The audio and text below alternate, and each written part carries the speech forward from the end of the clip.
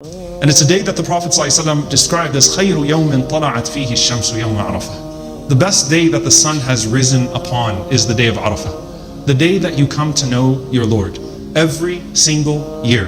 The Prophet ﷺ said, خَيْرُ الدُّعَاء دُعَاءُ يَوْمِ عَرَفَةٍ. That the best supplication is the supplication on that day of Arafah. وَخَيْرُ مَا قُلْتُ أَنَا وَنَبِيُّونَ مِنْ قَبْلِي. And the best of what I and the prophets before me have said. Meaning all of the prophets were guided to this day. They said on that day, لا إله إلا الله وحده لا شريك له له الملك وله الحمد وهو على كل شيء قدير. There is only one God. وحده لا شريك له. Alone with no partners. له الملك وله الحمد. To Him belongs all praise. To Him belongs all blessings. وهو على كل شيء قدير. And to Him belongs power over all things. This is what all of the prophets would say on this day. The day that marks يوم أشهدهم على أنفسهم ألست بربكم قالوا بلى شهدنا. The day that marks the moment that we all stood in front of Allah. And just as you look around and you see all of these people spread out today, all of us stood before Allah on that day. And it was upon us that an oath was taken. Allah asked each and every single one of us, am I not your Lord? And all of us say, بلى شهدنا. Yes, we bear witness. We bear witness. The dua, or that oath that the Prophet ﷺ mentions, that Allah refers to in the Quran when He says, Shahidin wa mashhud. The Prophet ﷺ said in an authentic narration that al-yawm al-maw'ud, the promised day, is the day of judgment. The shahid, the witness, is Sayyidul Ayyam, Yawm al-Jum'ah, the best of all days of the week, which is the day of Friday. And mashhud, the day of the witnessed, is the day of Arafah, where Allah calls the angels and says, look at all of these people around the world, calling upon me, invoking me in their languages, coming to the place of Arafah, which we'll talk about in a moment, covered in dust, exhausted, their sleep schedules off, each one of them with their own unique du'as, each one of them with their own hopes, calling upon one God.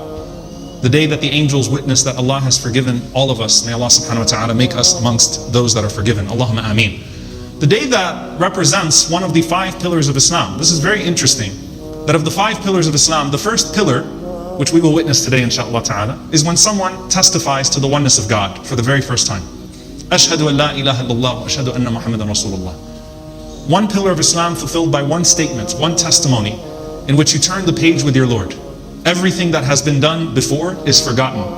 You come back to your origin and enter into that fitrah. That's the first pillar of Islam.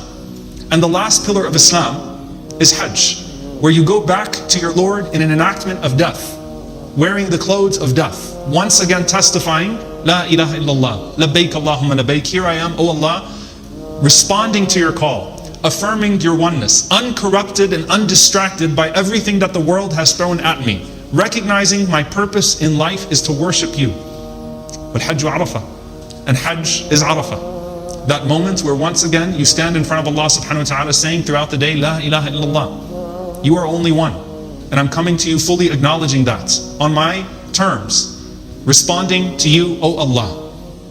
And the Prophet ﷺ is teaching us that throughout the day of Arafah, the best thing that you can do is renew that covenant over and over and over again. Before you think about your dua wish list, before you think about all the things you want to ask your Lord, throughout the day, La ilaha illallah, La ilaha illallah, alastu bi rabbikum bala.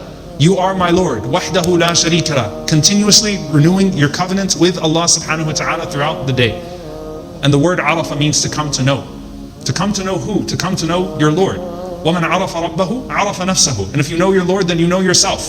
وَمَنْ عَرَفَ نَفْسَهُ. And if you know yourself, اعْتَرَفَ بِذَنْبِهِ وَنَقْصِهِ مَعَ اللَّهِ عَزَّ وَجَلَّ. Then once you know your Lord and then you know yourself, then you will naturally know your own shortcomings in regards to your Lord. The blessings that He has bestowed upon you are a prerequisite to you understanding the deficiency with which you have responded, which then leads you to the most sincere version of your supplication.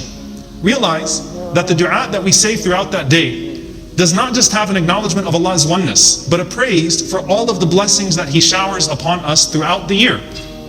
And the Prophet ﷺ taught us Sayyidul Istighfar, the chief of seeking forgiveness. Allahumma anta rabbi, la ilaha illa ant, khalaqtani wa ana abduk, wa ana ala ahdika wa wa'dika mastata'tu, a'udhu bika min sharri ma sana'tu, abu'u laka bi ni'matika alayya wa abu'u bi dhanbi, faghfir li fa innahu la yaghfiru dhunuba illa ant.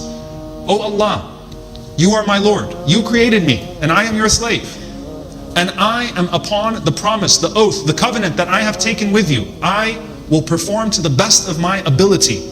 I seek refuge in you from what I have done. And I admit to you all of your ni'am, all of the blessings that you have descended upon me, وَأَبُوءُ بِذَنْبِي, and how I have responded in a way in which shortcoming is inevitable due to the magnificence of you and the blessings that you have descended upon me. And subhanAllah, throughout the day on the day of Arafah, you are acknowledging that as well, because you can't know your own deficiency unless you acknowledge His blessings upon you. The same way that you can't know that you are His slave if you don't acknowledge Him as your master.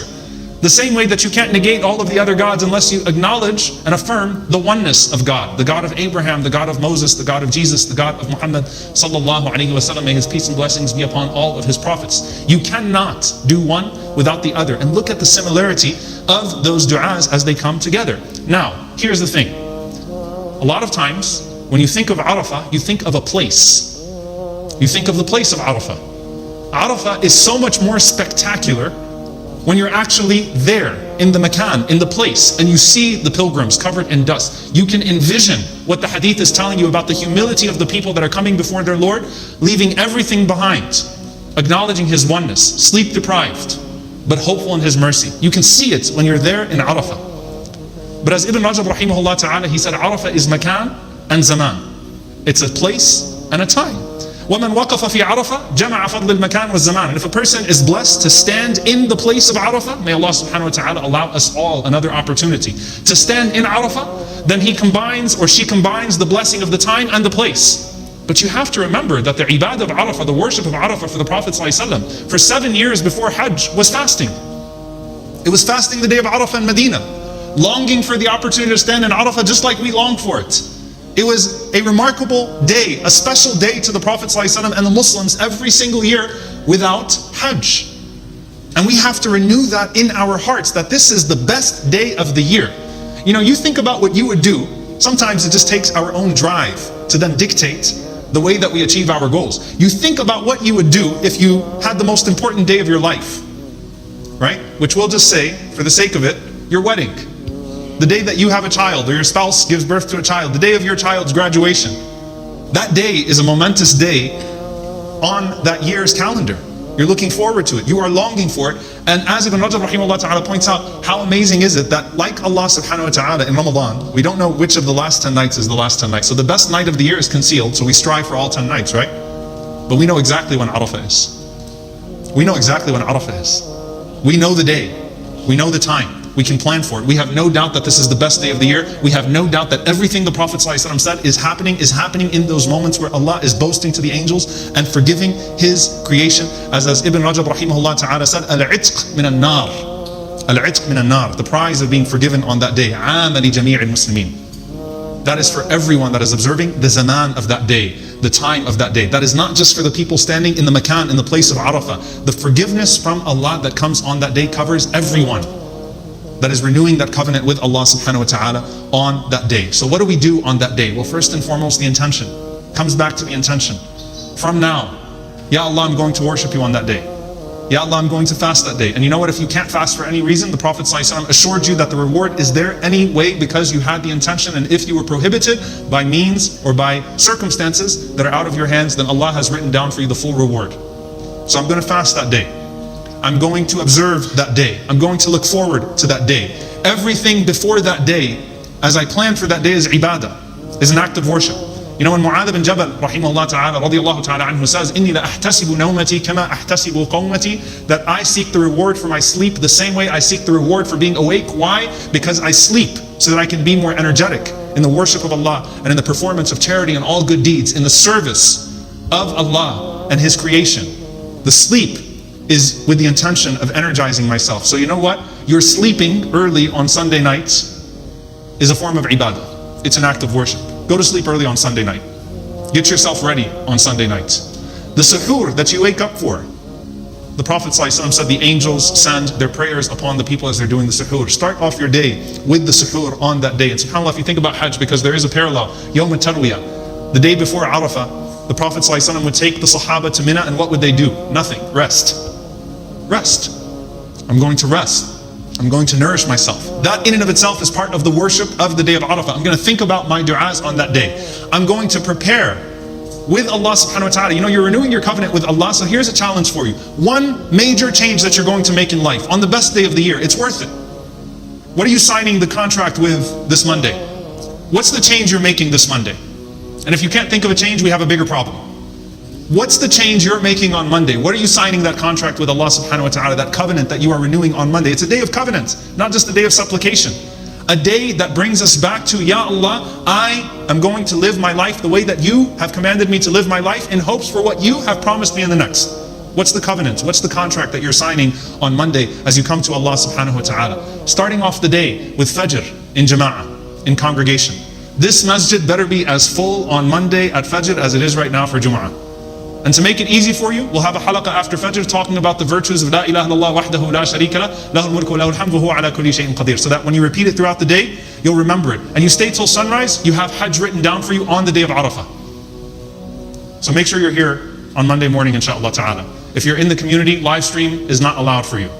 Find a way to cut it off for Dallas. You need to be here. The malaika, the Hajj is here, inshaAllah ta'ala. You start off your day with Fajr in Jama'ah. Start off your day with the remembrance of Allah subhanahu wa ta'ala. Start off your day with the 2 rak'ahs of duha, sunrise, with Allah subhanahu wa ta'ala. And then spend the day in dua and be certain in Allah subhanahu wa ta'ala. Ud'u Allah wa antum muqinuna bil ijaba. Call upon your Lord while you are certain in the answer.